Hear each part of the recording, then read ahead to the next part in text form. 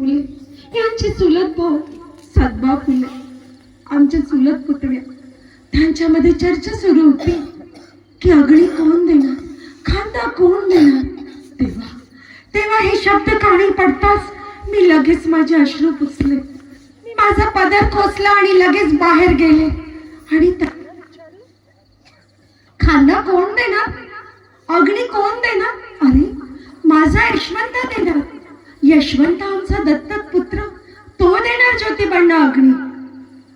समाज, या समाजातील लोक म्हणायला लागले, नाही नाही, यशवंत कसा काय देणार अग्नी? नाही, तो आपल्या कुळाचा ना, तो नाही देणार, तो तर ब्राह्मण विधवेचा मुलगा, तो कसा काय अग्नी देणार? तेव्हा तेव्हा मी ठणकावून सांगितलं, बघा मी ज्योतिबांना वचन दिलं होतं की पण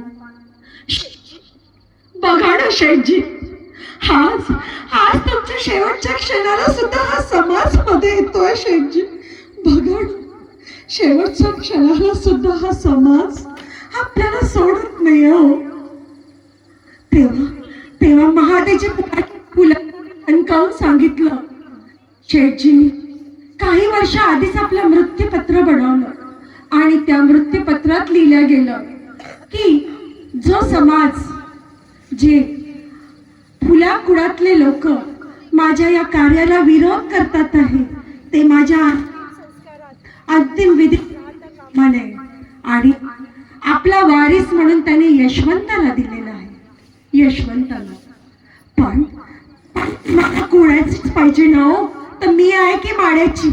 मी देईल माझ्या ज्योतिबांना अग्नी. हो, त्या काळात मी पहिली महिला जिनी आपल्या पतीच्या पार्थिवाला अग्नी दिली. शेवटी म्हटलं, हे बाळ यशवंत ये. मी तिथवा यशवंताला सोबत अंतिम विधी सुरू झाली. हजारो लोकांच्या जनसमूह आमच्या ज्योतिबा निघाले. तेव्हा वाटलं, हजारो लोकांना शिक्षणाचे फुलं वाटणार हाच निघाला आहे. जय सत्य आदि सत्य, जय सत्य आदि सत्य, जय सत्य आदि सत्य. हा क्रांती सूर्य, आज हा धगधगता क्रांती सूर्य या धगधगत्या अग्नीत निमावला होता. ती धगधगती अग्नी पाहून वाटलं सारं काही संपलं. हाच ज्योतिबाची सावली सावित्री माऊली एकटी पडली आहे. मी खचून गेले. पण लगेच माझे ज्योतिबांचे विचार माझ्या समोर आले. ज्योतिबांनी सांगितल्याप्रमाणे, साऊ, आम्ही गेल्यावर आमच्यासाठी रडत बसायचं नाही. तुम्हाला आपलं कार्य पुढे न्यायचंय साऊ, पुढे न्यायचंय.